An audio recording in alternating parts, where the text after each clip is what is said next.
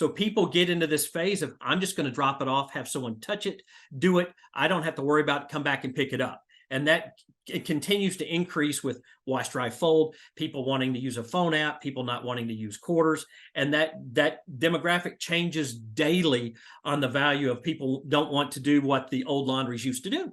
Welcome to the How to Scale Commercial Real Estate Show. Whether you are an active or passive investor, we'll teach you how to scale your real estate investing business into something big. Mike Worthy is the VP of Equipment Sales for the oldest and largest commercial laundry distributor in the Mid-South, Central Laundry Equipment. Mike, welcome to the show. Well, thanks for having me. Absolutely, Mike. The pleasure is mine. I think this is the first time I've had anybody come on the show and talk about laundry. If anybody who's listening to this knows, we are going long in the laundry business, and so I think this is a lot of fun. I'm glad to have you on today, Mike. There are 3 questions, though, that I ask every guest who comes on the show in 90 seconds or less. Can you tell me, where did you start, where are you now, and how did you get there? Okay, so our company started back in the mid-'80s when everyone had mullets and parachute pants and listening to Duran Duran. So we've been around for a long time.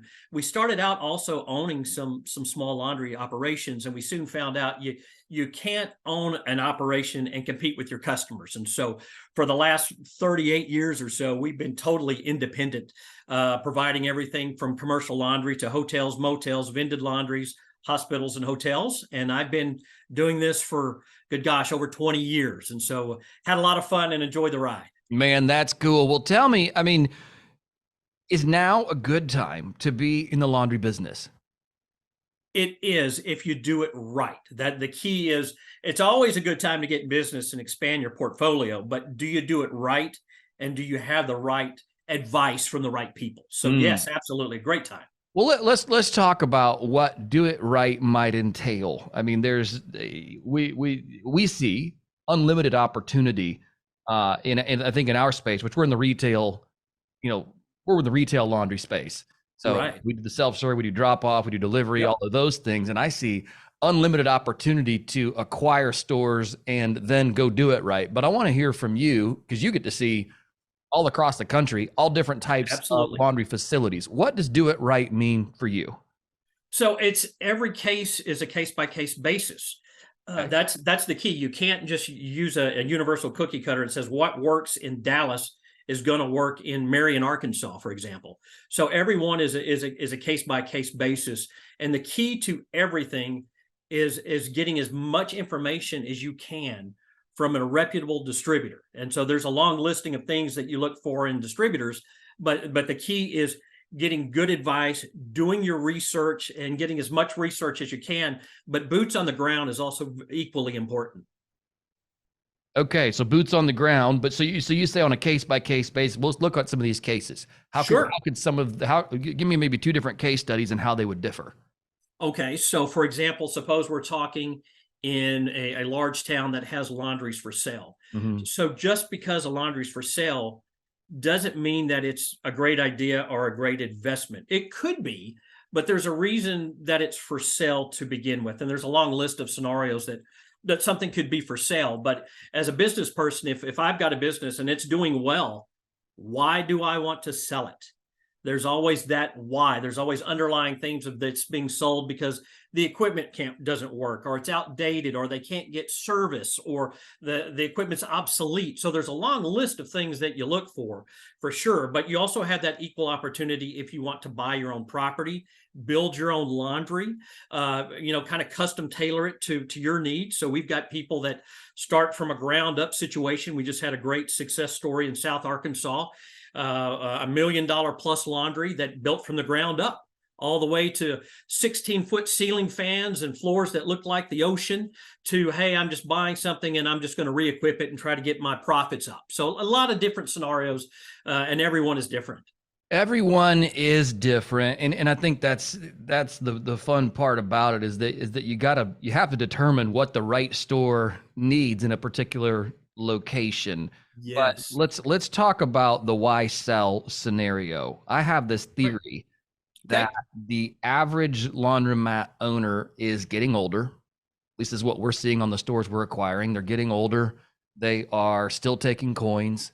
A lot of the stores we're buying don't have a website. They don't have a phone line. They don't do pickup and delivery. Nope. I mean, and the list goes on. You know, I mean, the store we just bought, the guy was telling me all about how to do a bearing overhaul on a machine, and I just kind of looked at him and I'm like, no, I don't want to know how to do that. No, you do not. It is not fun. No, and a poor use of their time. So I'm seeing this shift in ownership from older to younger, which makes sense because what the model they have built is unscalable or unsustainable rather. No, you've nailed it right on the head. And what you've also seen is that the days of the small laundry will be coming to a close sooner or later. Maybe not in a particular town that you're in or someone else may be in, but unfortunately, due to this day and age of COVID and social distancing, people don't want to be cramped in a small laundry. They want to have the amenities of a nice laundry. And I give this example all the time. I'm in my mid 50s and I grew up in the 80s, of course, watching Chevy Chase's Vacation. And you'll hear, and I tell this to everyone, you'll hear a sentence in there that says, "I'm so hungry, I could eat a sandwich from a gas station." And that back then you would think of a gas station, you would never eat there. You wouldn't want to use the restroom there. I don't want to stop. But nowadays you see a nice gas station and they've got food and drink and TV and Wi-Fi and all this good stuff. So what our demands are as a consumer has changed for laundry and gas stations and doctor's offices and shopping. And a lot of these people aren't up to speed. And you hit it right on the head when you said wash, dry, fold, and things to that extent, because I've got a son that's second year of college that doesn't want to do laundry. So people get into this phase of, I'm just going to drop it off, have someone touch it, do it. I don't have to worry about it, come back and pick it up. And that it continues to increase with wash, dry, fold, people wanting to use a phone app, people not wanting to use quarters. And that demographic changes daily on the value of people don't want to do what the old laundries used to do. I think that's probably the best comparison I have heard yet. I hadn't put those two together, but you're absolutely right. And you would say, I think previous mentality would have said that the people that want and use laundromats don't demand those amenities, but they do. I mean, we just retooled a store here in Memphis, and I mean, it's like you said, the floors are, everything's new, top to bottom, brand new, paint, signage, machineries, or equipment, the payment systems. I mean, it's a spotless, brand new store, and the place was a dump before. Yes, and you get into the stereotypes when you just say the word. Well, first of all, when you say the word coin laundry, it's no longer just coin, but you had that vision of your head of broken equipment and nasty and no air conditioning, and the market's changed because suppose you're a well-off gentleman and you're married and you got 3 kids and you went to, let's say, Silver Dollar City over the weekend and you have all this laundry. Well, do you want to come home and you guys spend the rest of your Sunday doing laundry, or take it down to a nice laundromat and knock it out in an hour and a half? Right. And so the general consumer doesn't want to go to a laundry that's nasty and dirty or unsafe or unlit.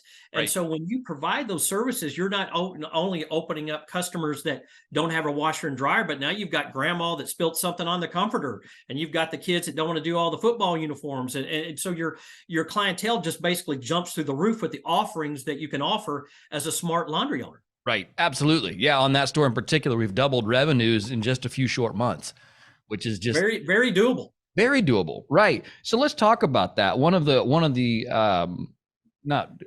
objections, I was going to say blowback, but that's the wrong word. One of the objections I receive from potential investors is they say, well, if you can do it, and it's so simple, like you just mentioned, lighting, machinery, payment systems, point of sale systems, staffing your stores, increased hours, all those things that we do, they're like, anybody can do that. So what prevents somebody else from coming in and putting a store in the corner right next to you? I have an answer for that, but I'd love to hear kind of what your thoughts are on that.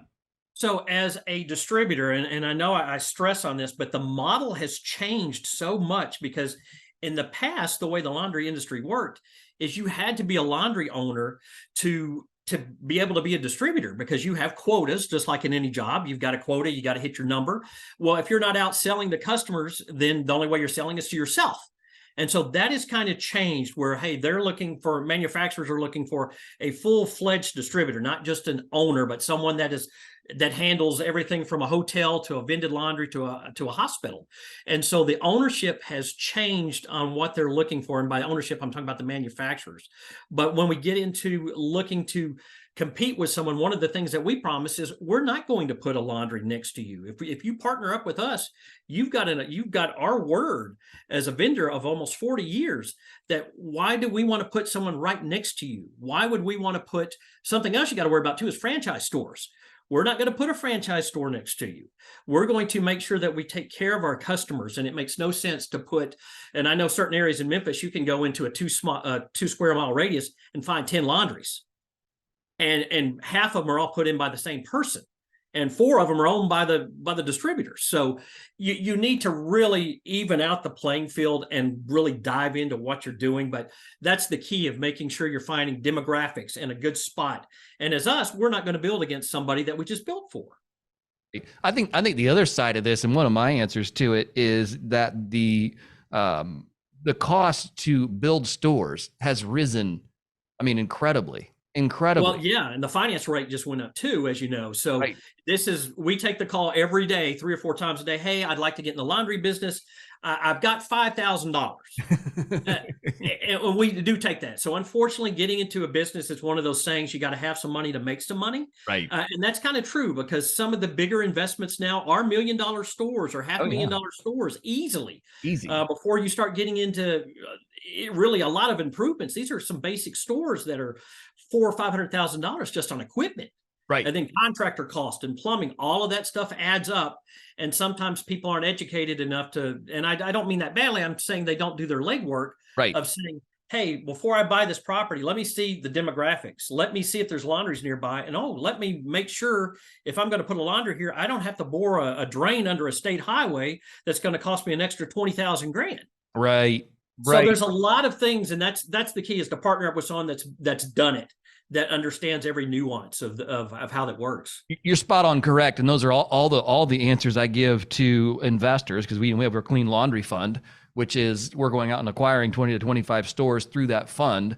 And people say, well, why can't just the guy down the street just come out and start a laundromat? Because all the things you just mentioned. One, it's knowing what you're doing, and two, it's just the incredible amount of capital now that it takes to build and then furnish a store, completely put all the equipment in a store. I mean, I'm budgeting anywhere from $750 to $1.5 million per store now.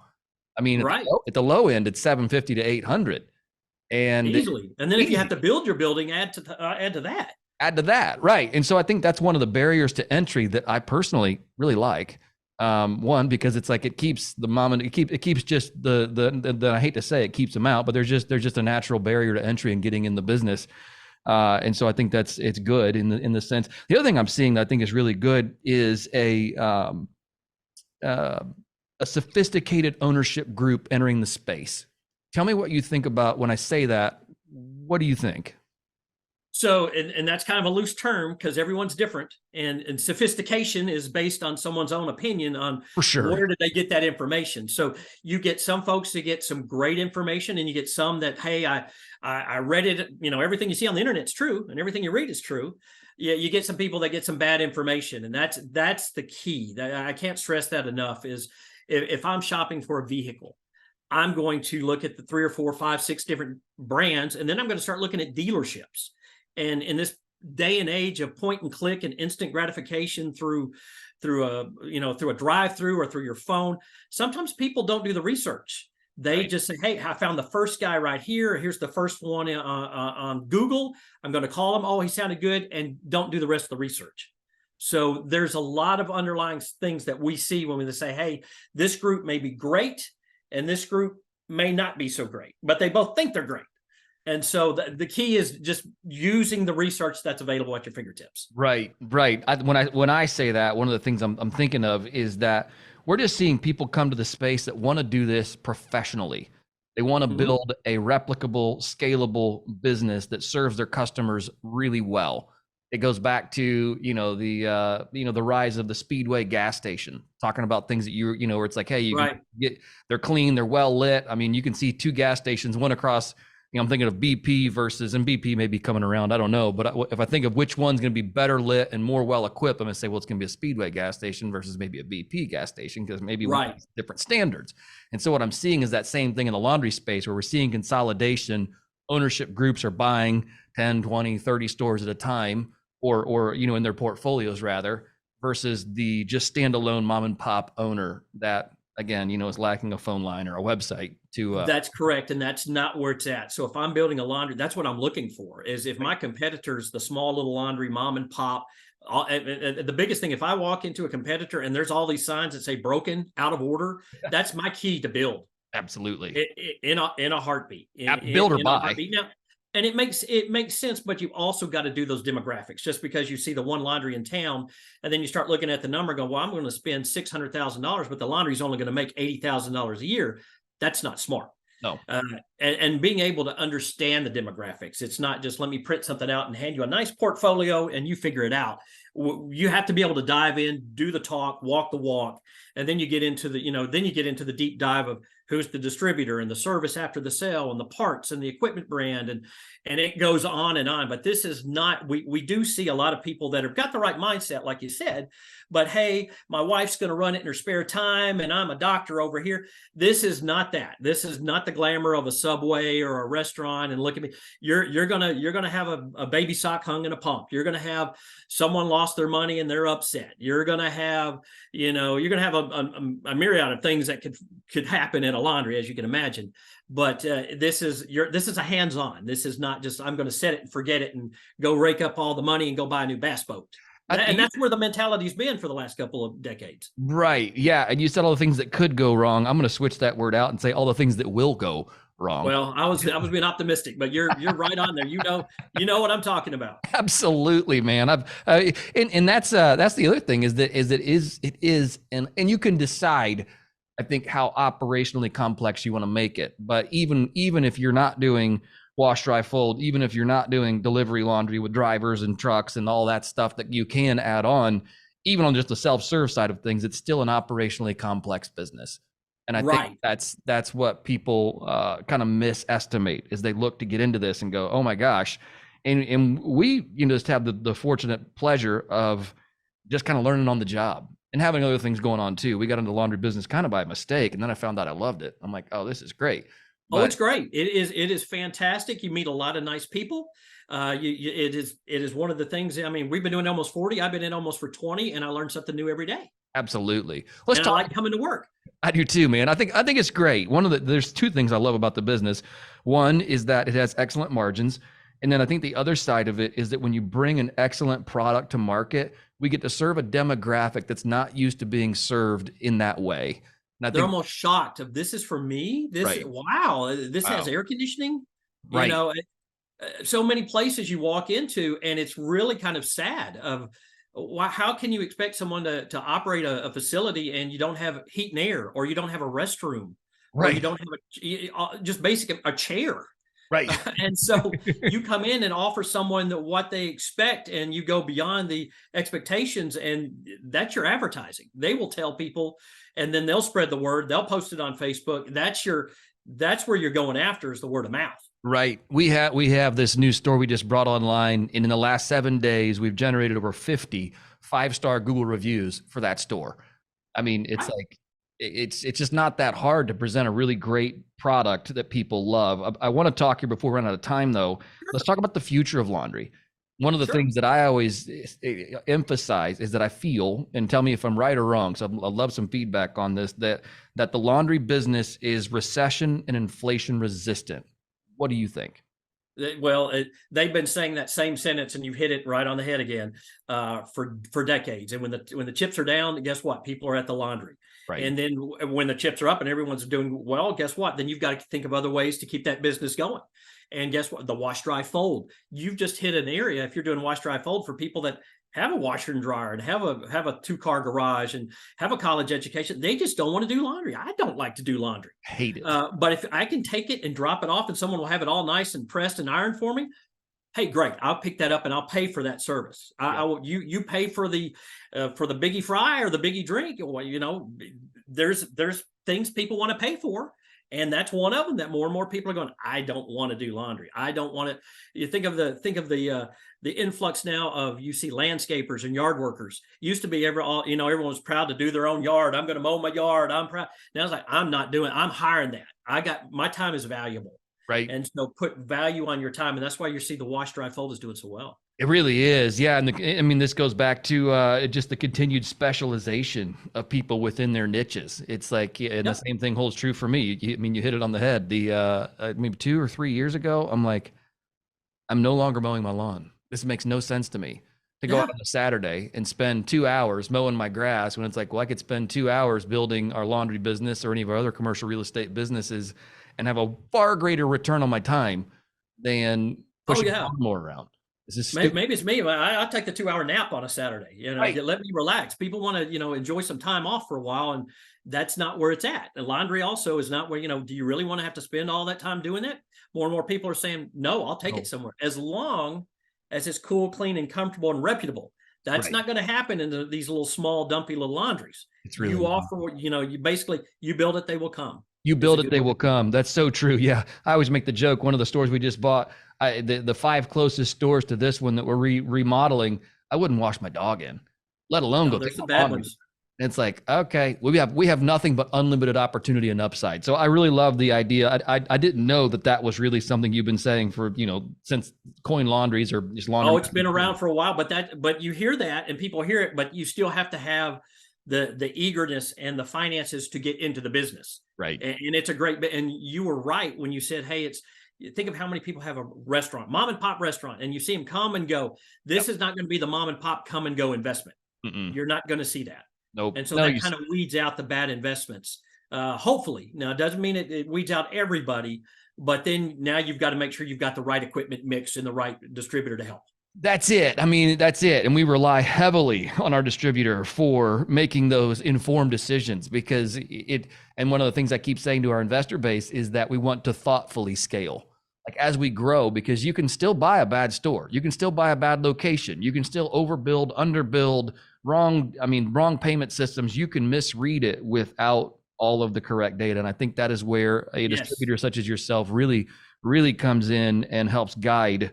And I know you guys are in the business to sell equipment. I understand that. That's how you get paid. But also you build alongside of those that you work with, because if we fail, you fail too. So that's actually, part of that is true and part of that is false. So one of the things that we've said since we've opened our doors is, my job isn't to sell you equipment. And you go, well, what's that? My job is to make you successful. I can't afford to sell you equipment and then I'm just talking, and I said, get you all hopped up to buy equipment and you fail. I can't afford that. I want you successful. And then you're going to tell someone, or you're going to buy another store, or they're going to know, hey, call Mike. This guy really treated me right. I can't afford to fail. So, when we say we're truly behind the customer, from the demographics to the design to, trying to get same or second day service, being in town, we put a strong focus on that. So it's not, hey, let me just make a quick sale. That, we all like to make money, but I like to see you successful. That's our number one goal. I love it. Mike, thank you for taking the time to come on the show today. It was certainly fun for me to get to banter with somebody else about the laundry business. I don't get to do that every day. We talk a lot about all the other commercial real estate asset classes. And this was personally a lot of fun for me, just because it's something we are so passionate about right now. If our listeners want to get in touch with you or learn more about you or the laundry business, now that they've got a front row seat to how it should be done, what is the best way to do that? Okay, so a couple of ways. centrallaundryequipment.com. That's our website, centrallaundryequipment.com. Or you can call our 800 number. We have offices in Central Arkansas and Memphis. That number is 800-467-3194, 800-467-3194. And we'll even send you a couple of, some information about our company. And we've got some great infomercials that will talk to you, and you'll hear from our customers, our manufacturers, our people that have invested in laundries, and people that we've done service for 20, 30 years that will kind of tout who is Central Laundry Equipment. That is fantastic. We'll make sure we include all of those things there in the show notes. Mike, thank you again for your time today. I certainly appreciate it. Take care. Thank you again. Hey, thanks for listening to the How to Scale Commercial Real Estate podcast. If you can do me a favor, and subscribe and leave us a review on Apple Podcasts, Spotify, Google Podcasts, whatever platform it is you use to listen. If you can do that for us, that would be a fantastic help to the show. It helps us both attract new listeners as well as rank higher on those directories. So appreciate you listening. Thanks so much, and hope to catch you on the next episode.